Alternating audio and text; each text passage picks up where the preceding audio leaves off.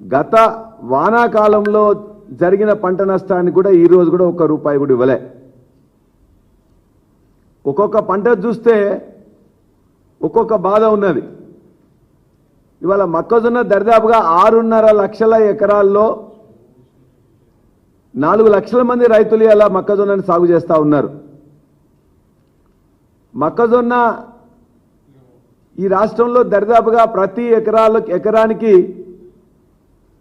30 quintal దరిదాపుగా 28 నుంచి 32 quintal కూడా పంట పండుతుంది. కానీ ఈ రాష్ట్ర ప్రభుత్వం యొక్క పాలసీ వల్ల కఠినమైన నిర్ణయాలు పెట్టినారు. మార్క్ఫెడ్ ద్వారా వాళ్ళు పెట్టిన నిబంధనలు ఏమున్నాయంటే ఒక ఎకరానికి 18 క్వింటాలు మాత్రమే మేము తీసుకుంటాం. ఆ ఎకరం భూమి ఎవరనేది ఆ ఓనర్ వచ్చి వేలిముద్ర వేస్తేనే తీసుకుంటాం. కౌలు రైతులది తీసుకోం. అంటే కౌలు రైతులకు మొత్తం కూడా మేము మొత్తం ఆకాశాన్ని తీసుకొచ్చేసి ఇక్కడ మీ చేతిలో పెడతాం, చంద్రుని తీసుకొచ్చి మీ చేతిలో పెడతాం అని చెప్పేసి కాంగ్రెస్ ప్రభుత్వం రాకముందు మాటలు చెప్పింది.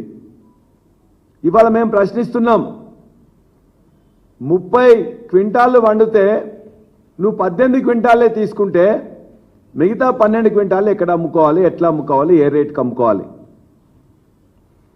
అదేవిధంగా ఏదన్నా రైతు విదేశాలకు పోయినా, రైతు కౌలుకి ఇచ్చినా, రైతు ఇక్కడ లేకపోయినా, రైతు ఒకవేళ చనిపోయినా వాళ్ళ కుటుంబానికి ఇంకా వారసత్వం కింద ఆ భూమి మారకపోతే వ్యవసాయం చేయవద్దా? దరిదాపుగా 2602 మంది ఏఈఓలను గత ప్రభుత్వం నియమించింది కదా. పంటని రికార్డ్ చేస్తున్నారు కదా. ఏ సర్వే నెంబర్లో ఏ రైతు పంట వస్తుందో మీకు తెలుసు. ఎందుకు వేలిముద్రలు కావాలి?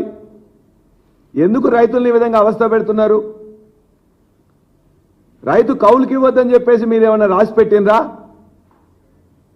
ఈ విధంగా మొక్కజొన్న రైతుల ఉసురు తీసుకుంటున్నారు. ఆ మొక్కజొన్న రైతుల గురించి మొన్ననే ఒక పత్రిక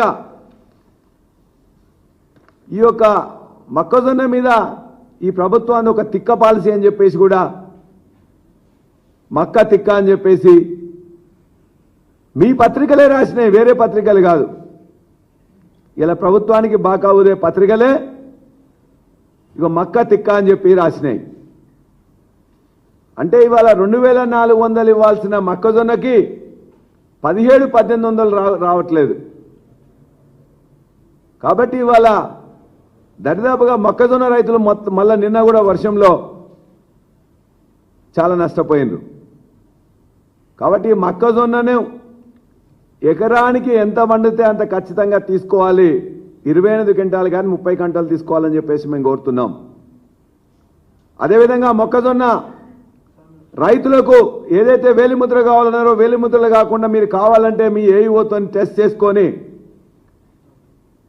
చెక్ చేసుకొని పండిన పంటను మొత్తాన్ని కూడా కొనుగోలు చేయాలని చెప్పేసి మేము డిమాండ్ చేస్తూ ఉన్నాం. కౌలు రైతులకు వాళ్ళు కష్టపడి పండిస్తే మేము తీసుకోము, లేకపోతే ఆ యొక్క రైతును తీసుకురావాలని చెప్పేసి ఏదైతే మీరు చెప్తుందో కరెక్ట్ కాదు. కాబట్టి ఆ కౌలు రైతులు పండించిన మొక్కజొన్నను కూడా తప్పనిసరిగా కొనాలని చెప్పేసి మేము కోరుతా ఉన్నాం. అదేవిధంగా ఇప్పటిదాకా 11 లక్షల మెట్రిక్ టన్నులు మీరు కొంటామని చెప్పిండ్రు. ఈనాటికి 11,000 మెట్రిక్ టన్నులు కూడా 11,000 మెట్రిక్ టన్నులు కూడా ఇలా మీరు మొక్కజొన్న కొనలే. గత ప్రభుత్వంలో మొక్కజొన్నే కాదు, ఎర్రజొన్న కానీ, పచ్చజొన్న కానీ, తెల్లజొన్న కానీ ఎంఎస్పీ రేటు ఏది ఉంటే ఆ రేటుతోనే అవసరం ఉన్నా లేకున్నా కొని రైతులను ఆదుకున్నది గత 10 సంవత్సరాలుగా కేసీఆర్ గారి ప్రభుత్వం. మరి మీ ప్రభుత్వం మొక్కజొన్న కొనేది లేదు, మిగతా జొన్నలు కొనేది లేదు, కొన్నా కూడా మొత్తం కొనేది లేదు, దానికి కూడా ఎంఎస్పీ ఇచ్చేది లేదు. కాబట్టి ఖచ్చితంగా మొక్కజొన్న రైతులను ఆదుకోవాలని చెప్పేసి మేము కోరుతున్నాం. అదేవిధంగా ఈ యొక్క తుఫాన్ వల్ల నష్టపోయిన మొక్కజొన్న పంటను కూడా మీరు తప్పనిసరిగా తీసుకోవాలి. అదేవిధంగా సోయాబీన్ దరిదాపుగా 4 లక్షల ఎకరాల్లో సోయాబీన్ ఈ రాష్ట్రంలో పండిస్తారు. మీరు ఇప్పుడు ఏం చేసిండ్రు? తప్పనిసరిగా మేము 5,328 రూపాయలు ఉన్నది దాన్ని ఖచ్చితంగా ఇస్తామన్నారు. కానీ ఇప్పటిదాకా మీరు 9 సెంటర్లు పెట్టిండ్రు, 1 కిలో సోయా కూడా ఇప్పటివరకు కొనలే. ఇవాళ వర్షం వల్ల కూడా అనేక మంది సోయా రైతులు నష్టపోయినరు. వాళ్ళకు 3,500 నుంచి 4,000 వస్తున్నాయి. ఆ సోయా రైతులను కూడా మేము కాపాడాలని చెప్పేసి కోరుతా ఉన్నాం. ఇక పత్తిదైతే చాలా పత్తి రైతుల యొక్క ఇబ్బందులు మీరు చెప్పడానికి చాలా కష్టంగా ఉన్నది. ఇవాళ 48 లక్షల ఎకరాల్లో పత్తి పంట పండిస్తే ఎకరానికి దరిదాపుగా 10 క్వింటాలు పండేది. ఇవాళ అకాల వర్షాలు కానీ లేకపోతే సమయానికి వర్షాలు పడకపోయిన తర్వాత పడడం వల్ల ఇవాళ 5 క్వింటాలు 3 క్వింటాలు నుండి 5 క్వింటాలే వస్తున్నది. ఆ 5 క్వింటాలు వచ్చేది కూడా ఇవాళ CCI అనేక నిబంధనలు పెడితే కాటన్ కార్పొరేషన్ ఆఫ్ ఇండియా ఈ ప్రభుత్వానికి చేత కావట్లేదు, రావట్లేదు. 12%, 8% నుండి 12% మాయిశ్చర్ ఉండాలంటే ఏ రైతు పంట దగ్గర కూడా 15, 16, 17, 18 మాయిశ్చర్ ఉంటున్నది. నిన్న పడిన వర్షానికి మళ్ళా మొత్తం బూజు పట్టి నల్లగా మారుతా ఉన్నది. కాబట్టి దయచేసి ఈ వ్యవసాయ శాఖ మంత్రిని అదేవిధంగా ఇతర మంత్రులను కూడా నేను డిమాండ్ చేస్తున్నా, కాటన్ కార్పొరేషన్ ఆఫ్ ఇండియాతో మాట్లాడండి. 12% మాయిశ్చర్ రావట్లేదు కాబట్టి ఖచ్చితంగా దీన్ని 15, 16% మాయిశ్చర్ ఉన్న తీసుకోవాలి. ఆ పత్తి రైతులను కాపాడాలని చెప్పి మేము కోరుతా ఉన్నాం. ఇవాళ కూడా మళ్ళా ఈ వర్షం వల్ల ఇంకా ఎక్కువ నష్టం జరిగింది కాబట్టి ఈ అకాల వర్షాల వల్ల తుఫాన్ వల్ల ఆ పత్తి రైతులకు మనం చెప్పిన 8,000 కాదు, ఇవాళ 4,500, 5,000 రూపాయలు మాత్రమే వస్తున్నాయి.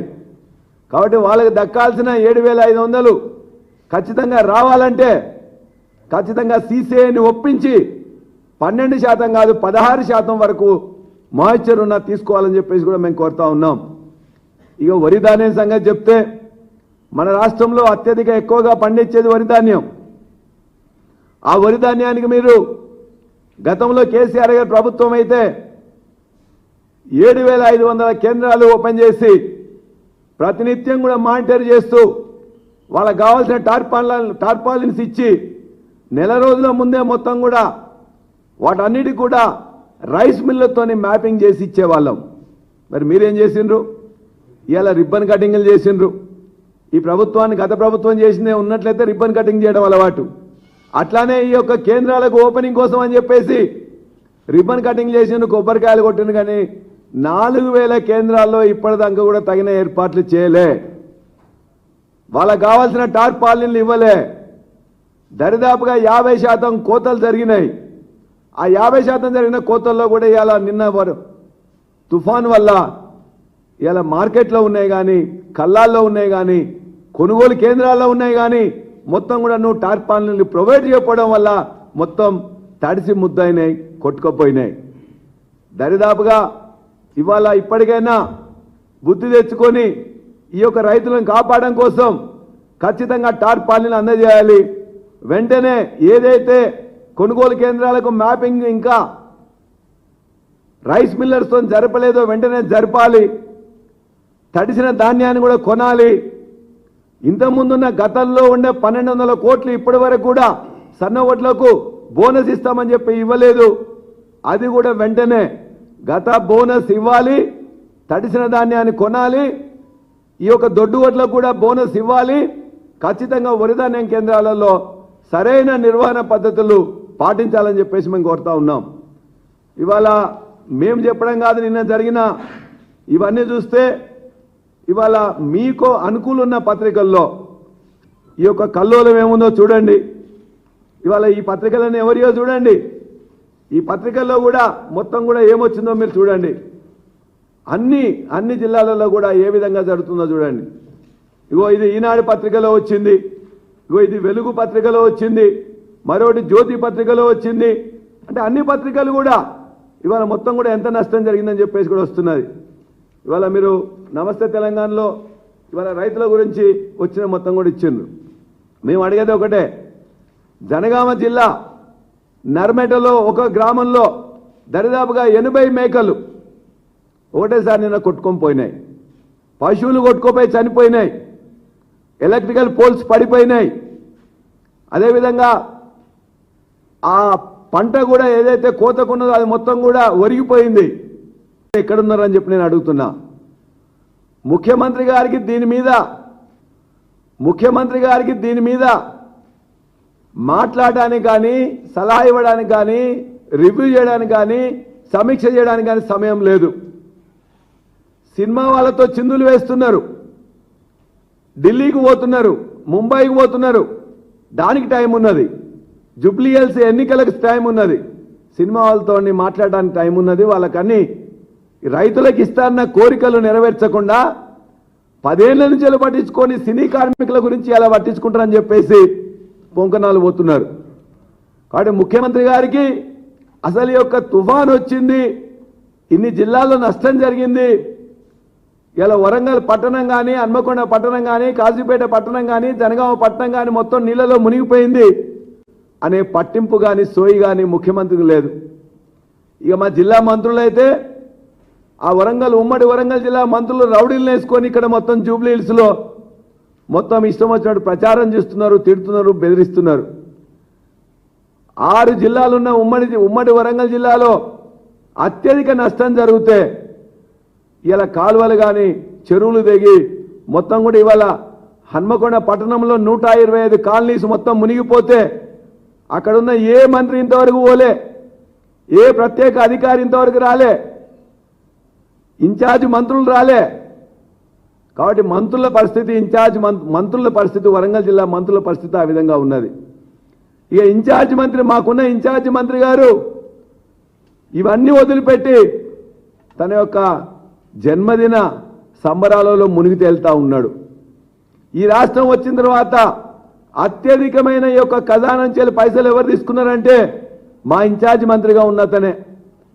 మొత్తం కూడా ఆ జిల్లాలో ఉండే అన్ని కాంట్రాక్ట్ కూడా చివరికి సమ్మక్క సారక్క దగ్గర ఉన్న కాంట్రాక్ట్ కూడా వదిలిపెట్టకపోతే ఆ మంత్రులే వాళ్ళు ఫిర్యాదులు చేసుకుంటూ రోడ్ల మీదకి వస్తూ గన్లతో బెదిరిస్తూ మొత్తం మీద వాళ్ళ వివాదాలన్నీ కూడా వాళ్ళు పంచుకోవడానికే తప్ప ఇలా రైతులు నష్టపోయినరు, పంట నష్టం జరిగింది, వాళ్ళకేమన్నా ఇప్పిద్దామని చెప్పే సోయి ఏ ఇన్ఛార్జ్ మంత్రి కానీ మంత్రులకు కానీ లేదు.